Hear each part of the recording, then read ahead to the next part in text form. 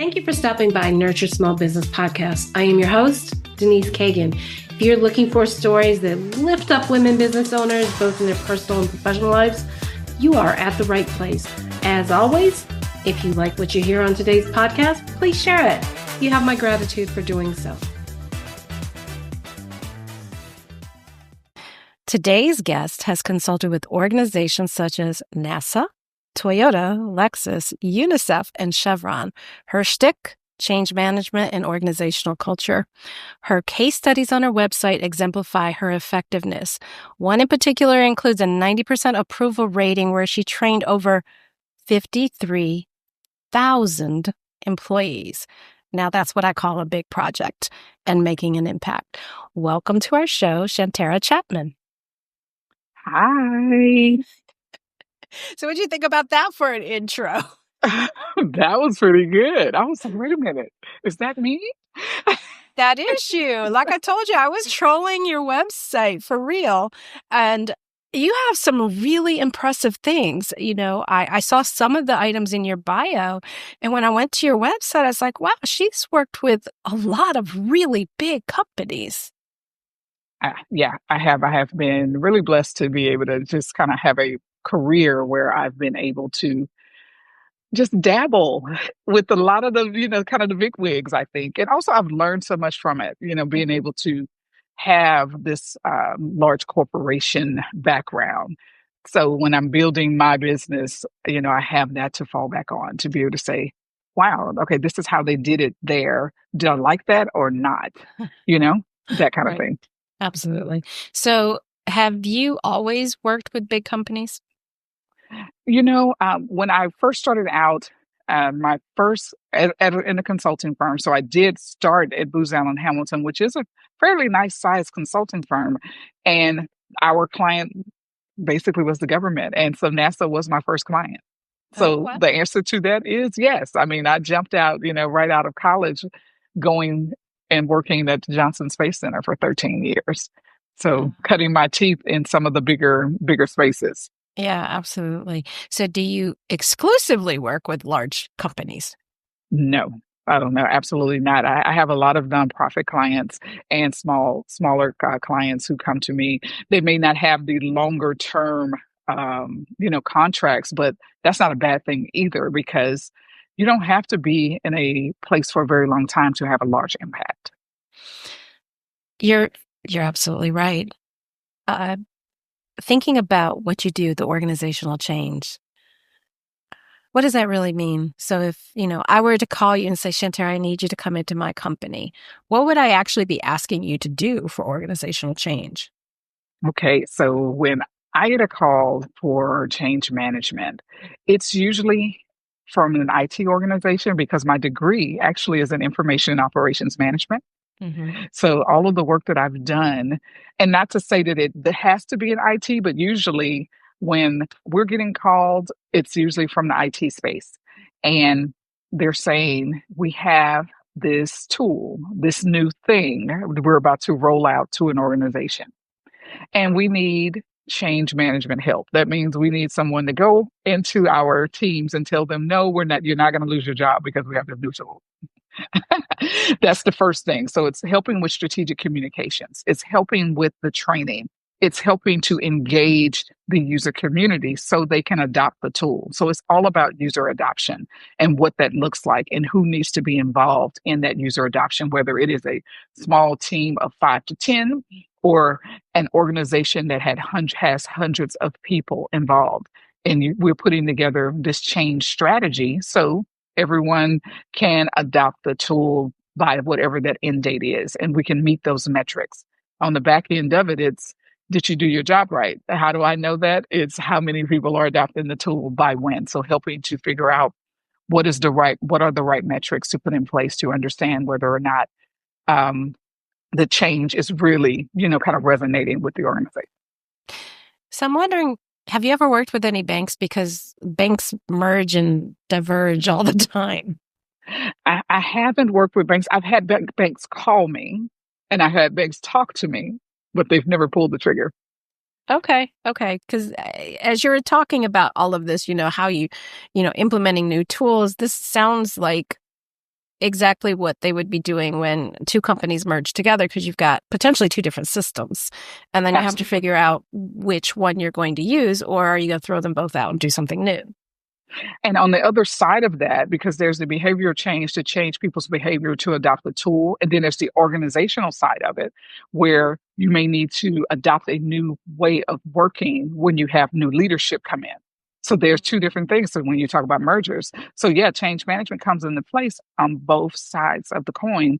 And so yeah, that's exactly where I've had banks call me and want to talk. And I think they feel like, oh, this is too much work, which is a lot of things. People tend to feel like change management is an option, whereas it's not. I think the companies I've worked in where the technology stuck and the user community is still using the tool or still adopting the change, it's where they allowed change management to go through the entire process. They put us in and they allowed us to do the work from beginning to end. So what I'm going to paraphrase what I think I just heard you say. Okay. Having a change management consultant come in and explain this process and work with the team allows them to sustainably fully adopt this tool or this change, whatever that is. Yes, because a lot of times people think if you build it, they will come, right? That's a movie. That's a movie. That is not real life, right? Most likely, if you build it, they're just going to look at it and they're going to be like, nope, not doing it. And that's usually what happens. They'll say, I have my own way of doing it. I've been doing it this way for 15 years, 5 years, 2 years, 6 months. I like my way of doing it. Why do you think I need to use your new widget, your new tool, your new process? And that's why you need someone to come in and help you because you spent all of this money, right? Buying a new tool or creating a new process or bringing in new leadership to have people just ignore it. You don't want that. You want to get value. You want the return on your investment. And so you want change managers in there to help you do that because they have a tried and true process for doing it. Absolutely. So how is AI impacting your business? AI is actually a good complement. It's a good complementary tool for my business. It doesn't replace what I do at all. I know a lot of people tend to be a little afraid of that, but I think with the change management space, because we work with people so much, you need to have that human aspect to it. So for me, we use AI to help with strategic communications, right? Or helping us to build a plan or helping to figure out a way to say things better. But after we get a template for that, we're changing it up. We're putting our own voice in there. We're putting back in the humanity of it, so to speak.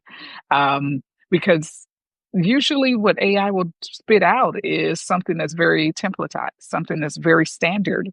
And people will see that in their inbox and delete. They're not going to read it. Oh, I do. They're not going to, right. You do, right. We all do it because we don't have time for emails, right? Our email inbox is so full. And so one of the things that we do as strategic communication writers is we create newsletters and things like that. You cannot send people a bunch of AI written out articles of things. No, they're not going to read it. So what we do is we come up with we use it to help summarize. We use it to help to build build templates, and then we add back the voice of our teams, back the voice of the leader, and we make it sound like what it's supposed to. So it just helps to save a little time on the front end. Okay. I think I was thinking more like, are you implementing projects that involve AI? Um, Have you Not done yet. that yet? Not yet. So I would say yes and no, I guess I will say, because I think the last couple of projects with the larger clients that I've had, they've had components of AI, not 100% as probably none should, but we use it sparingly because it's definitely, dangerous when you go to try to do, complete, things with artificial intelligence. But we definitely use it. As you mentioned, I have some oil and gas clients. I have clients from different industries where they are using artificial intelligence and using these tools, but we use them to help us create and get to the big thing. But we're not using it. It's not a full-fledged AI project, so to speak. We're using it to kind of build. It's not a decision-making tool. It's actually a collection of research and data and putting that into a format, I'm guessing. Yeah, absolutely. And for us, it's an enabler. It's enabling us to make better decisions. Okay. Okay. Yeah, I love that. So you said something about writing, being a strategic communication writer. Tell me what that means. So, one aspect of change management is communications and being a strategic communicator. Sometimes we're asked to write on behalf of a leader. Sometimes asked to write, um, newsletters for the team. We're asked to put together, just different messages, different reports based on someone else's voice. And when we're asked to write on behalf of a leader, especially if it's in a time of distress, there may be layoffs or there may be, just a change even with a technology. And we're having to say, okay, you're gonna be turned off. Your other technology is gonna be turned off in 2 months. Either jump on course or, deal with it. You have to figure out a way to say those things. You have to figure out how to say it, not just say, use it or lose it, but also say it the way that leader would have said it. So being able to find the right way to say things, being able to say it in different ways, because that leader is going to have to present to their bosses. They're also going to have to present to their leadership team, and then they're going to have to present to maybe some of their subordinates. So there may be 3 or 4 different messages and 3 different voices for that leader. And it is our job as change managers and strategic communicators to understand those different voices and understand how those people listen and learn. Sounds a little bit like writing social media copy, but on steroids. Yeah, definitely on steroids. Because it's not if you don't have like 150 characters. Sometimes Right. it's longer, and Well, that too. yeah, it's longer. It's depending on the details. Sometimes it's almost like even a little bit of a speech writing thing because you have to write talking points for them to go and present in front of a team. You may even have to create a PowerPoint deck to go with the speaking points. Whatever the task is, we're creating the communications to go along with it. I had a colleague ask me once, did I used to work for a politician? It's like, oh my God, did you work for a politician? Your writing is like so politically correct. And I told him, no, I never wrote for a politician, but I do understand, the aspect of needing to just say things the right way for the right audience. And he was like, yeah, I tend to just say it once and it's just going out to everybody. That's why I'm here. You can't do that. Yeah, that tends to be my style of communication too, probably.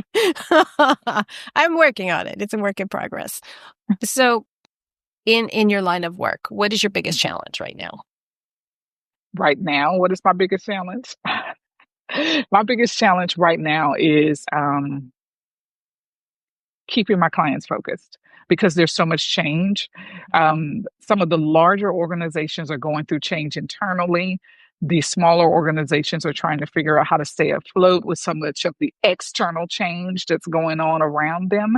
And so keeping them focused on, the work, the tasks that we have going on. And so it's sometimes a struggle to be able to say, don't worry about that, or don't worry about what you saw on TV, or don't worry about that town hall meeting that just happened last week. And so also, and trying to figure out how to message that, because we just talked about strategic communications, whereas sometimes you have to be a little bit softer in your messaging because of all the external things that are going on outside of the team. You have to be careful with that. So I think the toughest thing is understanding all of the other changes that are happening and still keeping the project as the main focus. Like in my head, I'm hearing Deion Sanders say, keep the main thing, the main thing. And in my mind, I'm saying that I say that to myself when I'm writing, because I'm like, how are we still keeping the focus of the project? Even though I know all of these other things are going on the sidelines. And really just empathizing with them, having that empathy because I understand, because I'm dealing with the same thing.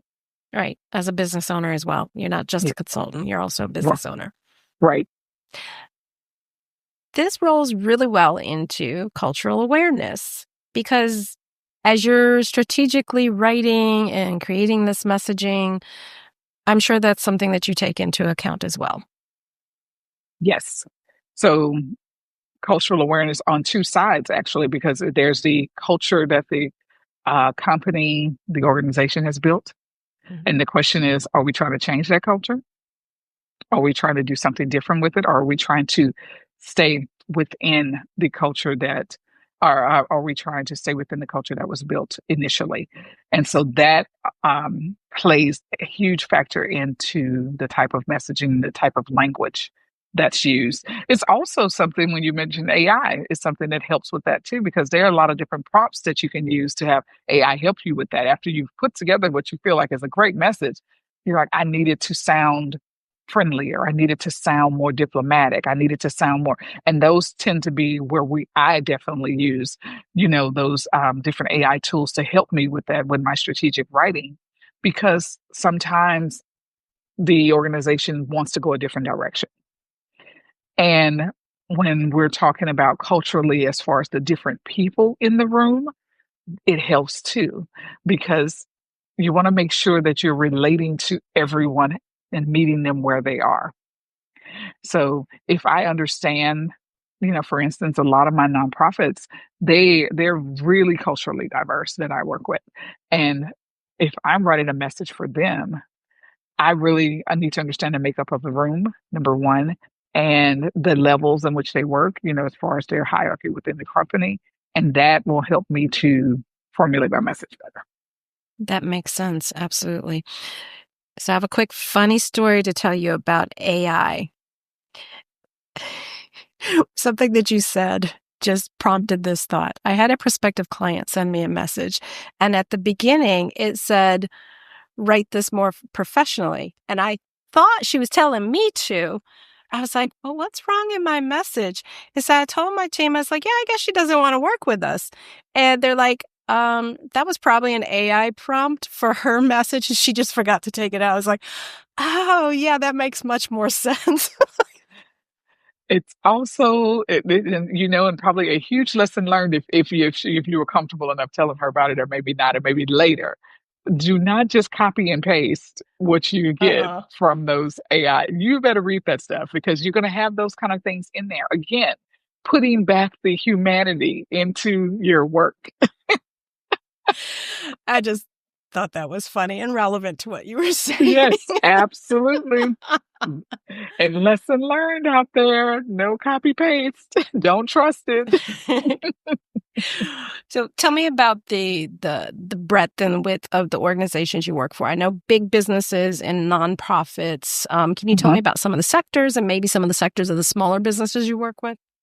Sure. Um, sector, it's been so crazy. I've had the governmental, organizations that I've worked with, and I've had the oil and gas, or, companies. And I've even had smaller companies that work in the oil and gas industry that may provide, like a thing to one of the bigger companies, Mhm.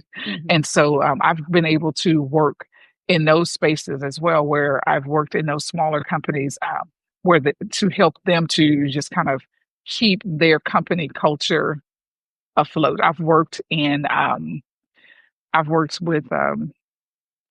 architects, which was a interesting one, because there was a different organization to work within, to work in an architecture firm, and that's a smaller firm, but they have larger clients, but it really wasn't a big, gigantic conglomerate, and so that was a big learning, a learning client for me, because to just understand how they do their work and how they build community within their organization, how they build a culture of Mhm. excellence. It was great to work within.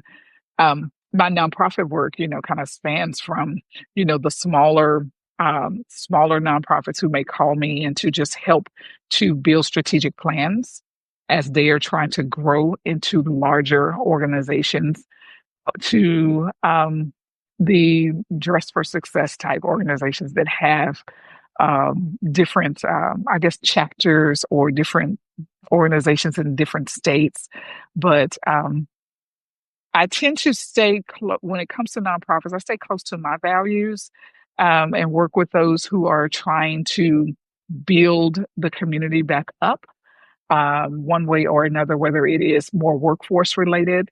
And I work with a lot of organizations that are connected to what's here, Texas Workforce Commission, different organizations that tie into that Texas Workforce Commission, where they're helping to upskill and help, even if they're small business owners who are trying to skill up, and trying to do better within their smaller organization. We're teaching them to do better and do more, and sharing my knowledge around communications, sharing my knowledge around um, behavioral change, and even strategic planning from those, that aspect does help a lot with small businesses who are trying to, do more and do better. And even and then the cultural awareness piece still works really strongly with the nonprofits because they are in the community and they do need to know how to reach out to every part of the community, and kind of go into the smaller spaces and places where it's usually quieter. So they do like to have a little bit more of a cultural awareness consulting. Okay. Shifting gears just a little bit. You're an Hmm. author. Not like I'm Yeah, telling you anything you don't know. I am. And we also talked about this topic some time ago with allyship. And Hmm. that's, tell us a little bit about your book. Yeah. Yeah, I'm an author. I've written maybe three, four Oh, books, and with the I didn't know it transformative. was that many. Yeah. Well, on the one side, I've worked with women a lot as well. So I do a lot of things about finding your voice. So I have a couple of books on finding your voice as well. And but the transformative ally framework that I created, it's been maybe 4 years ago, maybe a little longer, right at COVID time is when I really did a lot of work with it. Um, it resonated with me, that building that framework resonated with me because it was about understanding who you are, so who are you working with, who are your colleagues, who are your friends, and how to really be, that person who can step in and help in what way. And it's asking for an ally, but also deciding if you want to be, and being okay if someone says that I can't right now. Because if you truly understand what that means putting yourself out there. That means speaking up, or calling in, or bringing someone to a table, or whatever you want to call it. If you don't feel like you have that influence yet, that level of influence, I like that. you're not going to be comfortable, and you're going to do someone a disservice if you say, "Oh, yeah, I'll be your ally," and then you do nothing for them and they're looking at you going, "You said you were gonna, help me." No, you may be better off just being a friend. So I think with that framework, I think people will take the word ally and think it's going in one direction when it really was going to a space where people had to do a lot of looking inside and saying, what can I give? What can I give to my colleagues? What can I give to friends? Or what can I give to people who are just calling me asking for help? And understanding what your limits are. So you're checking yourself, and you're checking yourself in every area so you can know what you can pour out to others. And then when someone is asking, this is also the same thing. What am I asking for? And am I going to the right person when I'm asking? So we can have this true, relationship where I'm giving information and they're able to give that information back to me, something that can help me achieve a goal. It's not a one-way street, it's a two-way street. I like that. Very good. That's some really important work, Shantara. It Thank really you. is. So happy to have you in this space talking about voices, strategic communication, and just, working in community building. You are pretty amazing, I Ah, might say. thank you so much. You're blushing a bit. Sorry about that. I needed that today. It's been a long day. Well, good. It was sincere. Okay. All right. So as we wind down, Is there something I should have asked you that I didn't? There's one thing I've been working on, and you wouldn't have known to ask me this unless you really trolled one of my websites. Uh, I'm actually, diving a little bit deeper into in the change management space, but really going into what I call mind shifts and how we, as just everyday people, you're a business owner, you can attest to this, things that happen in your personal life and things that happen just in your world when life is lifing sometimes will change how you lead because it's had such has such a huge impact. So sometimes we have these personal life events, whether it is a family event, you've had a baby or a relative had to move in with you, someone you've had a loss in your family, and that has changed the way you move in the world now. But you don't realize that it's changing how you're leading your team, how you're communicating differently, and you've had a shift and you're not real. It's kind of an unconscious shift because the world has happened. And so I've created, this seminar series around mind shifts and behavioral transformation, where it's bringing that, trying to talk through what that looks like and how we can recognize it sooner than later, so we're not beating up on our teams, because sometimes we do and not understand it, and or just bringing the team into, this, bringing our teams in, or even family. It may not always be just about what's going on at work. It may be, something that's happening at home, but it's that mind shift and behavioral transformation and being able to articulate that better with the people that count for us. And sometimes that goes hand in hand with that change management piece as well, because even change at work can be super stressful. It doesn't have to be a situation. Absolutely. It can bleed into your work, into your home life, because the stress of that. Absolutely. Because we're human and people can say all they want to. We're going to cut it off when we get to the door. Some days you can't. You may be able to turn a phone off, but turning your mind off, turning off how you think, how you feel. No, sometimes it's just not going to work that way. Mm-hmm. Yeah, we recently had a conversation in our office about that, about how, my mind never shuts off. And so sometimes that is actually a challenge to focus. But sometimes it leads to like really great ideas. It's just knowing when to try to do some breathing so I can get the focus on or let it roll.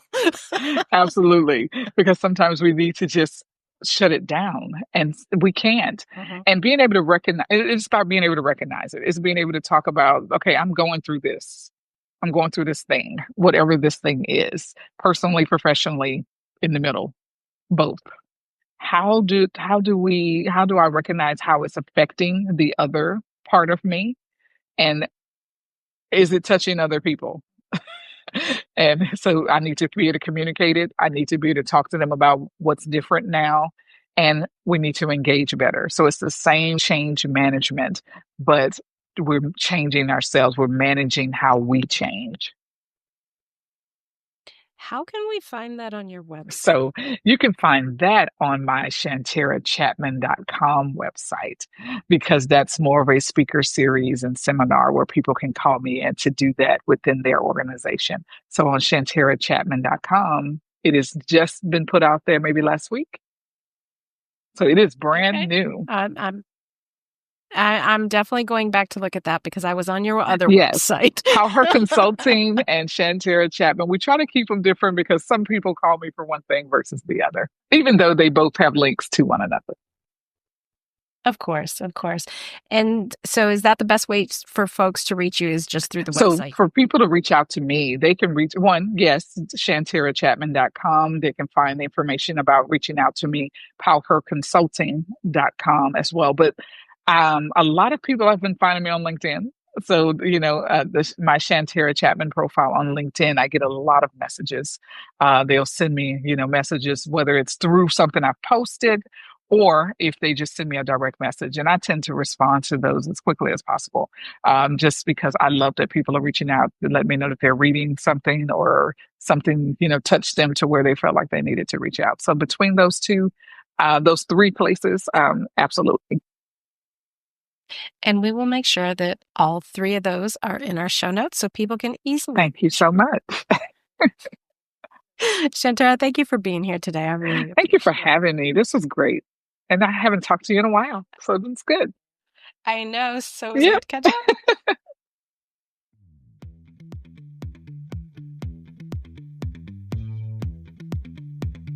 Thank you for joining me for today's podcast, where I focus on women in business and how we can be allies to one another.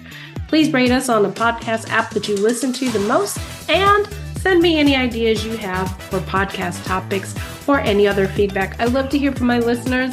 You can reach me at denise@dcavirtual.com.